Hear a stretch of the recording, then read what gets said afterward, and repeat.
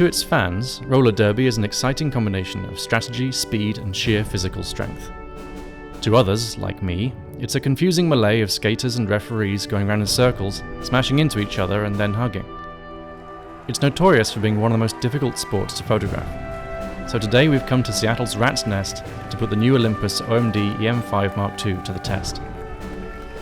I'll be using the camera alongside local derby photographer / all-round camera nerd James McDaniel, and DP Review's very own roller derby enthusiast Alison Johnson.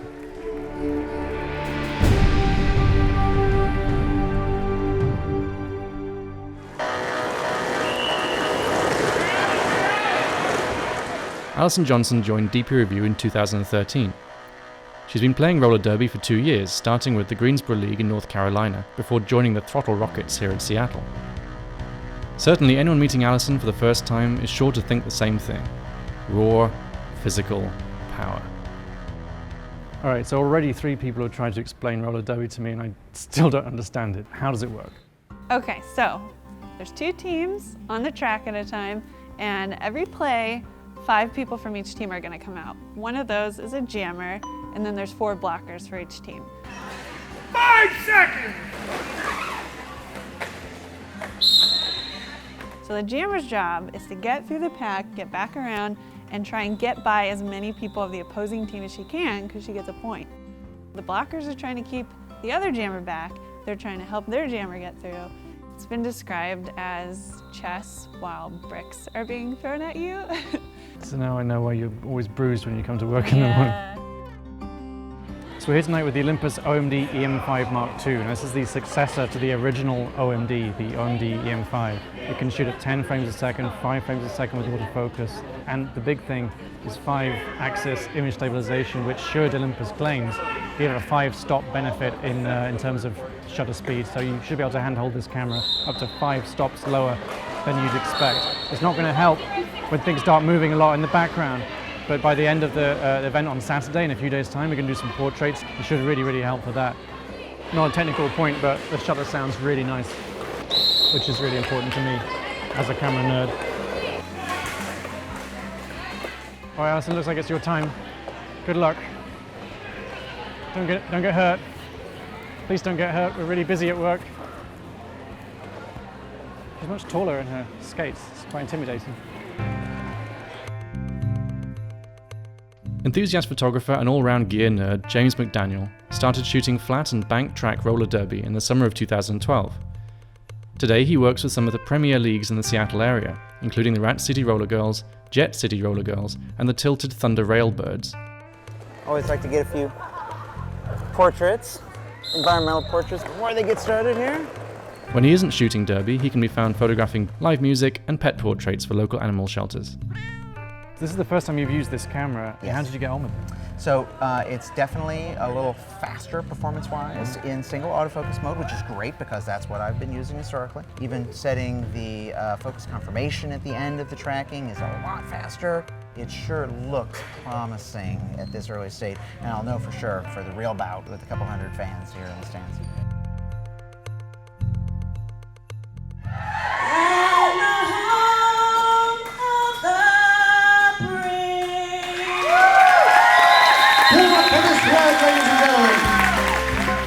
So what we're doing tonight, we're going to shoot through some fast frame rate examples, show the camera at its top speed, and then what else? Continuous autofocus with tracking, something specifically they put into this. I'm using the touch autofocus or the touch focus on the screen so we can get some cool low angle shots. I've been already doing some just candid portraits with people before the bout, really testing out the new enhanced image stabilization. All right, well, I look forward to it. It's already pretty busy in there. So. It is. We got to get to it. They're going to blow the whistle here in a few minutes, I think. Let's get in there. Absolutely.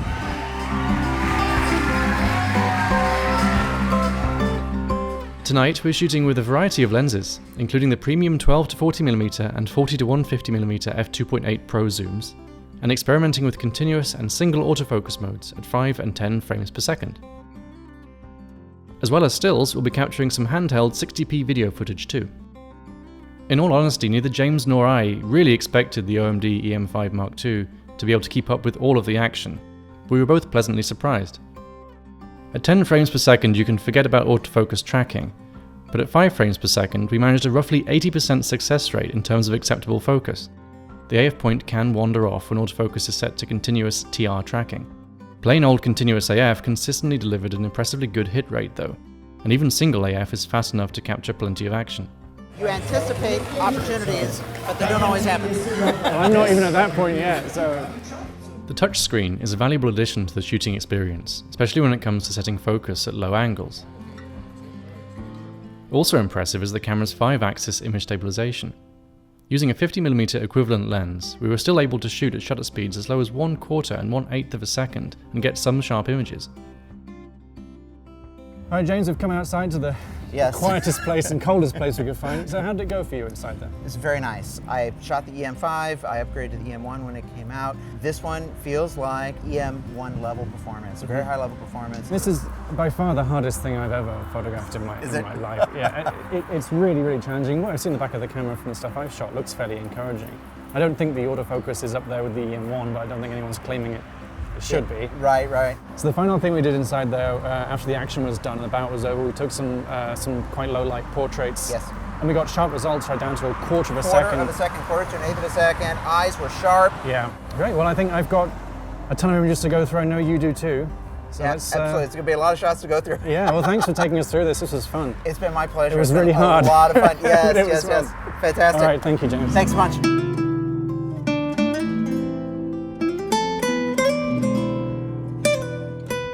We really put the camera through its paces at the track, but there were still some features that we wanted to try out. So 2 weeks after the bout with the Rat City Roller Girls, we regrouped at the Southgate roller rink. It turns out that a lot can happen in 2 weeks. So I broke my arm. You did, didn't you? I broke it good. Yeah. Don't get hurt. Please don't get hurt. We're really busy at work. Okay. When's the last time you guys have been on roller skates? Never. Never. No. Never. Okay, interesting. Pick up your right foot and put it over the left foot. Going fast.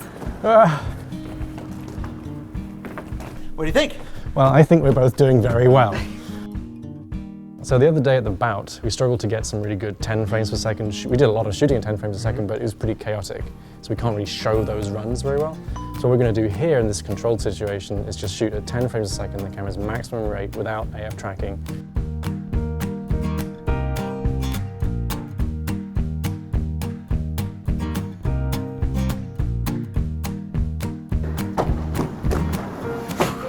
Oh. Nice.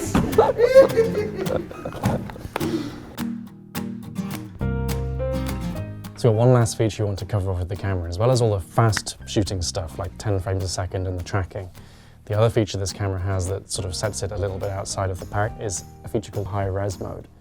So the way this works is it shifts the sensor in a minute degree several times and makes several exposures and then combines them all into one. But rather than it being a 16 megapixel output as it would be normally, it combines them into a 40 megapixel final image. So the way this works, you have to have the camera on a tripod because it takes these multiple exposures very quickly, but there's still a delay between them. So if anything moves in the scene at all, the picture's kind of ruined. You can use it for landscapes if nothing moves at all, but mostly this is useful for studio stuff and especially still life, so a shot like this. All right, so first thing I'm going to do is turn the feature on, obviously. So I'm going to go into Menu System and go down to the second menu tab, High Res Shot. I'm going to turn that on. Now this is the delay after I press the button before it starts taking the exposures, so a second is fine. I'm on a tripod, it's a pretty sturdy thing. Okay, so I've got the feature turned on the camera, so it's going to take a high-res shot here. Little pause and it starts layering these pictures together. 7296 by 5472, so that's the output resolution of this shot. I'm just going to get a regular shot too, just a normal 16 megapixel exposure, just to show the comparison difference between the two of them. Okay, so now we've got two pictures, one 40 megapixels, one at 16. We can compare them and we can see the difference between the two images at pixel level. Between us, we've both used this product now quite a bit. Yes. What are your main takeaways at this point? How do you feel about it? I quite like it. They've made some significant improvements over the previous models. The 5 frames per second, where it can autofocus on each frame, is very nice. So very usable for me, even in roller derby, which is a new thing. Fantastic. And also, everything we've shot in derby has been at very high ISOs. I mean, we've been at 6400 and up. 6400, yeah, exactly. And I've been impressed with the image quality. I mean, it is what it is. It's like a 4/3 camera. I wasn't blown away by it, but it's certainly It's fine. It's very useful for me, and the digital noise has a grain-like quality that's not unpleasant. And the other thing, of course, as well as the speed and the tracking abilities of the camera, is the stabilization system. We were taking crystal sharp at 1/8 of a second portraits. Down to 1/4 of a second on a 50mm equivalent lens, which is amazing. It's crazy that you can do that on anything. Great, okay. And we've also done some work with the stabilization system in video, because it works with video as well. And then that system also uses the electronic stabilization as well as the manual moving of the sensor too. And that's remarkably stable. Our main complaint about the EM5 Mark II actually has nothing to do with performance. I think we both agree. The user interface is a User bit jumbled. interface, Yes, yeah. User interface is a bit jumbled. In order to make what conceptually as a photographer you think of as one change, you end up having to go to 2, 3, 4 different places within the menus in order to implement that different shooting mode. This thing has more than 20 physical control points if you include the touchscreen. With great power comes great frustration on occasion. You should need to do a theory test before you can buy one of these things. Oh, really? Reset all of your custom functions to factory default and time how long it takes you to get them back to where you want them to be. Alrighty. All right? I'll do my best. Go. All right.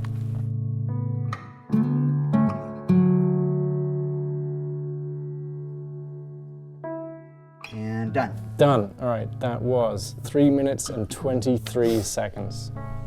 And one thing Olympus did do, which is really, really welcome, is they brought the super control panel into the interface by default. So you can at least quickly get to your key shooting settings like ISO, white balance. So that's the good news, it's right there out of the box. Yes. All right. Well, thank you, James. It's been a lot of fun. My pleasure. Thanks for helping.